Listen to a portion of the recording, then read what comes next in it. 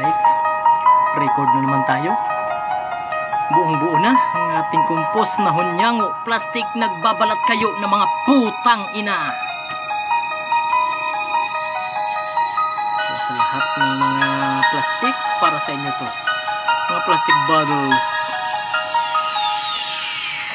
Di mo maiiwasan na ikay magkaroon ng mga kasamang plastik at sa'yo nakatuon ng pansin. Bawat araw sa iyo'y nagmamasid.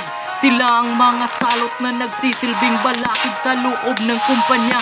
Sila ang tagapagmana, talagang mga hunyango ang mga putang ina. Lalo na yung kupal na kunwari opisyal. Lihiti mo ka ba? Uulihiti mo kang kupal. Nagbabalat kayo na kunwari kakampi, pero ang katotohanan siya'y isang mapang-api. Puro ka lamang utos, di marunong sumita.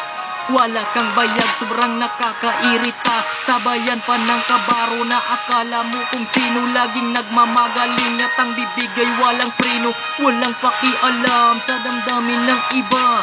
Sobrang napakabobo ng mga putang ina. Maliliit na bulilyaso laging pinapalaki. Diyan sila sanay naging talento na kasi. At paulit-ulit pa kung sila ay mang-asar. Napakalawsi na parang hindi opisyal. Sistema nga naman ng BIVMC San Pablo. Lihiti mong mga hunyango ang siyang nagpapagulo. Sa halip na magtulungan at gawan ng paraan ay lalo kang ilulubog at lalong pagtatawanan. Hindi mo na alam kung saan ka lulugar. Mga nasa paligid mo, lahat sila mapang-asar. Sobrang napakabubo ng mga nakagawian. Kaya ang laging isa-isip kung paano babawian ang mga putang inang mga sip-sip ng kumpanya.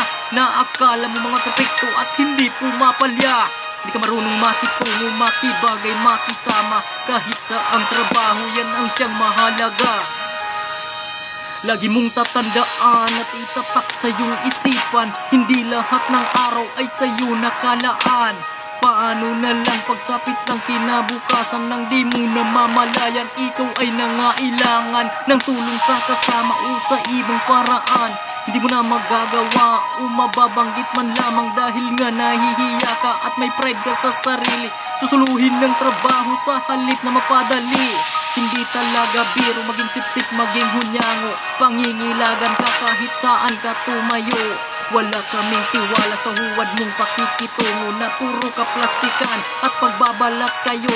Pagtagal ng panahon at ikaw ay ganyan pa rin, sigurado malamang baka ikaw ay barilin ng mga galit sa'yo ng mga nabiktima mo.